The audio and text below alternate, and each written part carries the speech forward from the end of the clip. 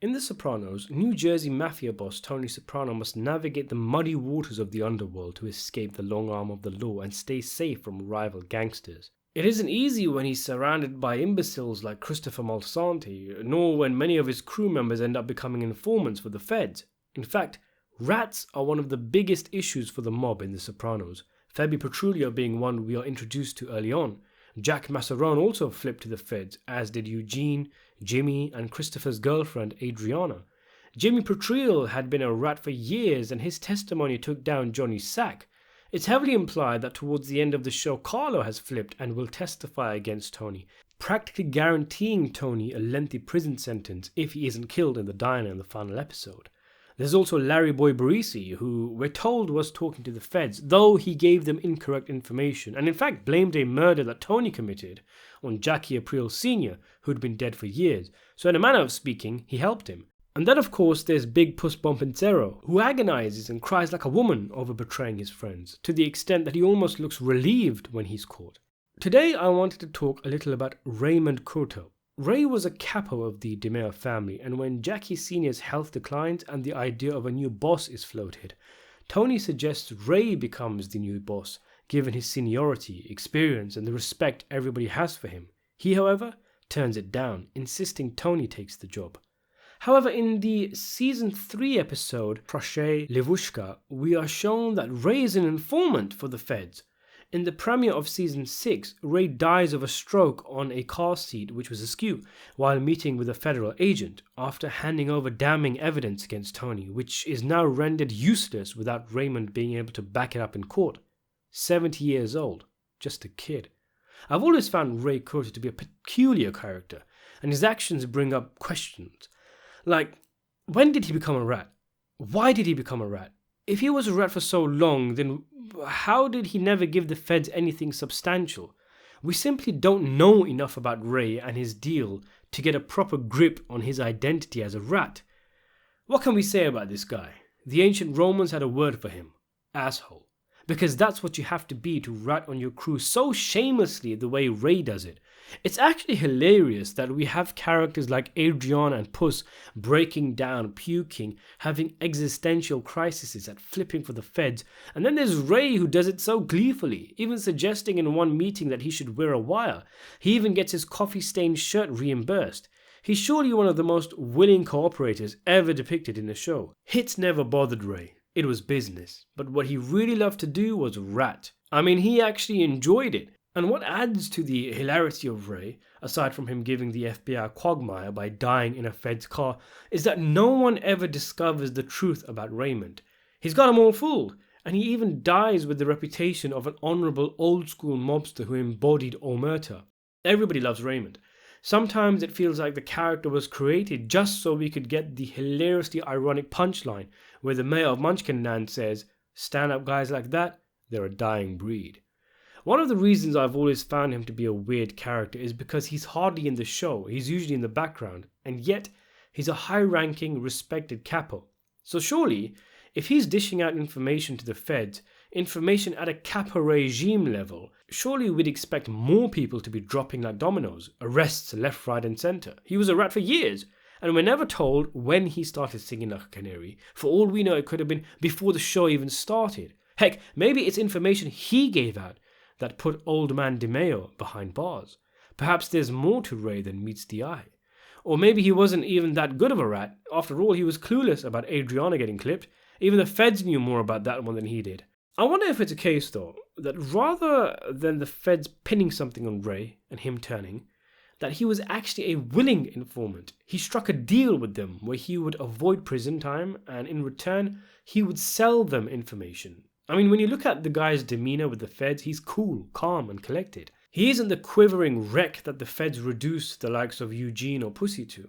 At one point, he says, "Say hello to Ike and the guys," when he gets out of the car, suggesting there's a cordial, friendly relationship with the feds that isn't present when you look at the storylines of Puss and Aid. Of course, this could be the kind of Stockholm syndrome that Big Puss had, only further down the line as Ray was a rat for years. And things like him suggesting he wear a wire could be him trying to appear as helpful as possible, which will look good in front of a judge when Ray is being sentenced. But he comes across as so comfortable when he's with the feds that I think it isn't crazy to assume he isn't a rat in the traditional sense, but more a paid informant. In fact, unlike other rats, we know he's paid by the feds for certain because he complains about not getting a raise and wants his handler to speak to the higher-ups. And there's him getting cash for Ralph Cifaretto ruining his shirt. The feds would never do that for Puss. Early on in the show, in season 1, Ray is arrested along with Detective Vin during the brothel raid by the cops, and perhaps we're to assume this is when he flipped, but I don't think so. What would they have on him? That he sleeps around? Engaging in prostitution hardly seems like it will result in a heavy charge, enough for someone to flip. I mean, Puss was looking at decades for carrying H, and Jimmy had a weapons charge. I think you could easily make an argument that Ray was a rat for the entire duration of the show, and not because he got caught doing something and threatened with a sentence, but he simply did it for economic reasons. But if he was a rat as early as all that, wouldn't the feds have brought it up when they're discussing Puss being composite, and they come up with the idea of tapping the lamp? It's perfectly reasonable for Ray not to want the headache of becoming boss in season 1. This day and age, who wants the fucking job? But it could also be that he refuses because he's already an informant by this point, and he'd much rather remain in a racket where he sells small bits of information to the feds rather than be in the spotlight. Plus, as the feds have a no violence policy for their informants, it would be practically impossible for Ray to be a successful boss and a rat at the same time. Take it easy, we're not making The Departed here. As to why Ray isn't getting the feds more heavy incriminating information, I think there's a few reasons why. I think Ray is running his own con with the feds, in that he could very well give them bigger stuff if he made an effort, but he chooses to feed them scraps, so he continues to get paid.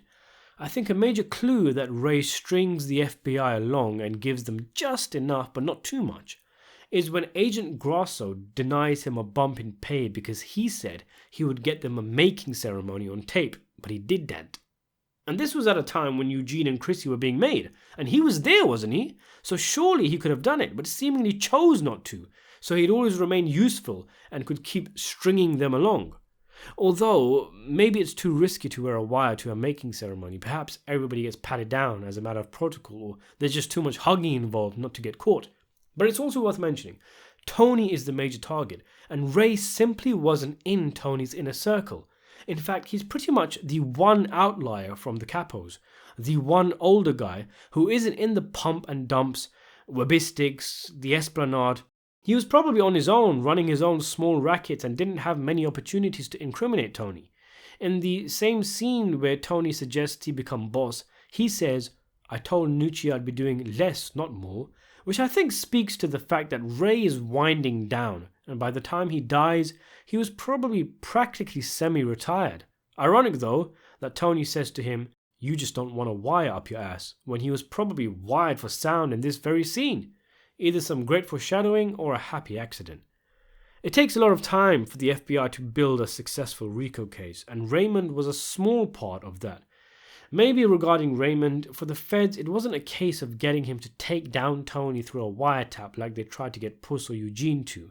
They were perfectly happy, as reciprocated by Ray, to have a guy slightly out of the way who could just keep the feds up to date. Who's up and coming, who was recently made, what is everybody's nicknames, that kind of stuff. And because he's a low-key, low-profile guy, easygoing in his demeanor too, he's a low-risk investment for the feds, who is unlikely to get caught. And from his point of view, he was giving them what he wanted to give them. Nothing to really hurt anyone or to lose money, but enough for him to make something on the side. I mean, he offers to wear a wire to Livia's wake, but who's really going to discuss high-level mob stuff there? And he probably knows that. Raymond was one of the biggest winners of The Sopranos. He was thought of as a loyal capo by the mob, and at the same time, he was literally being paid by the feds by feeding them constant low-level information. It's an effective technique. It's a friggin' ace. And he goes out on his own terms, an old man dying of natural causes, sticking it to the feds by croaking in one of their own vehicles. And this is a guy whose best known line is probably, "Selling your friends to save your own ass. It's despicable." It's genuinely hilarious how shameless Ray is. The old man just does not care, and he's been doing it for so long it feels like a second job for him at this point. The only hint I ever got that he might feel regret is when he's at his birthday party and he tells everybody to sit down. Just the way he does it, this small hints that he knows he doesn't deserve all these accolades. Maybe a tinge of regret was there, a little hint of shame maybe. As to why Ray flips, he mentions that he's got an 18-year-old with MS, so clearly that's reason enough. Ray was old and wouldn't want to risk going to prison. You gonna look after his kids, huh, after he's gone? Better to cut a deal with the FBI and get paid to boot. I do feel there's more to it though. Ray didn't have any real camaraderie with the younger generation of guys who took over after Old Man DeMeo. Jackie, Tony, Sylvia, these guys were young fellas. Ray would have experienced the highs of the 70s and 80s. Tony says the old man would have wanted Raymond to do it. It shows you Ray's value with the old guys. But the old guys aren't around anymore. This is a new generation. Maybe he saw that the ship was sinking and it was time for a new swindle.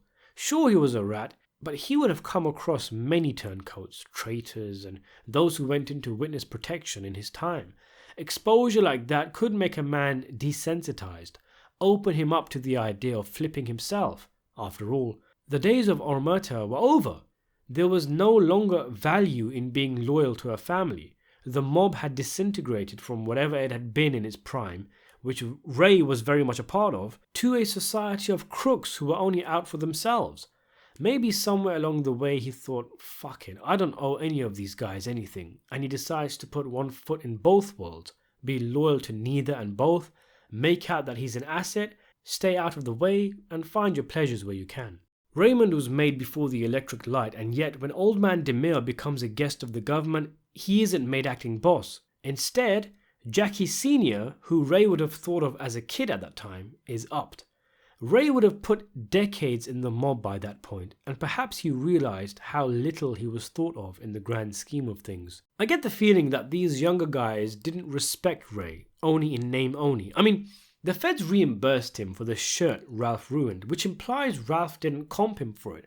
I know it sounds petty, and sure, Ray might have been fleecing the feds here, but we're talking about an aged and respected capo who was considered for boss at one point, having coffee spilt over his shirt, and Ralph doesn't even bother to pay for it?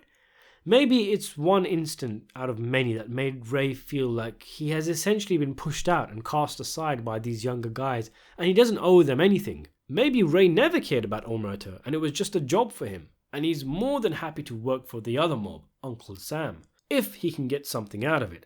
He's just an ordinary guy in a middle management position who doesn't have any reverence for the sacred or the profane of this thing of ours, and holds none of the conflict that the likes of Aid or Puss had, because none of these guys are his friends. His friends are already gone.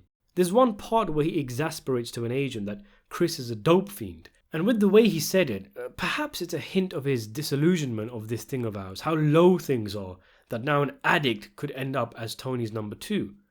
Ray also links to the wider themes of this show, about Tony's nostalgia and ultimate disillusionment of the past. I mean, Ray's a guy from that generation that Tony looked up to, and he was the most gleeful rat out of all of them. It's interesting that the older guys in general, Carmine Sr. especially, who you might think of would be more nostalgic about the ideas of Omerta, seemed the least interested in it, and more focused on the business side of the mob. Ray being revealed as a rat as early as season 3 also shows us that practically anybody can be a rat. No one is safe, they're all selfish scum. Slowly, more and more guys are revealed to be flipping, to an extent that when we get to this series finale, there is an aura in the air that Tony is simply doomed.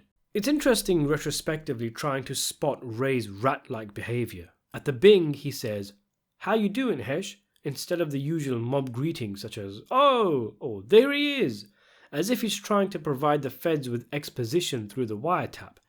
When the crew are discussing Puss, no one named him before Ray says, "Oh, big pussy," and then it's as if he tries to bait Tony into talking about Puss's murder when he says, "That's one ride I would have loved to have been along on." I wonder if there were initial plans for the Raymond character from the writers that were eventually scrapped, died on the vine. Either that or they made Raymond a rat to potentially do something with it down the line, but they ended up never getting around to it. And in season 6 they needed to off Raymond in order to forward the idea that the old guard around Tony are dying. It's funny that we have Tony yelling in Dr. Melfi's office that he can't ever catch a break, and we cut to Raymond, who could have sent him to prison, dying.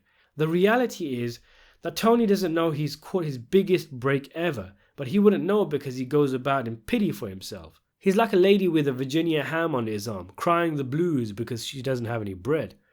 You know, and I'm only half suggesting this as a joke, but what if we're approaching Raymond completely wrong? What if he actually works for the feds? Like he's an actual agent. He's been undercover for years, Donnie Brasco style. That way all of his interactions with the feds, how tight he was with them, make even more sense. But that's a video for another day. I didn't think this one was going to end up this long. What do you make of Ray Curto? And why do you think he became a rat? Let me know in the comment section below. Subscribe to the channel and thanks for watching.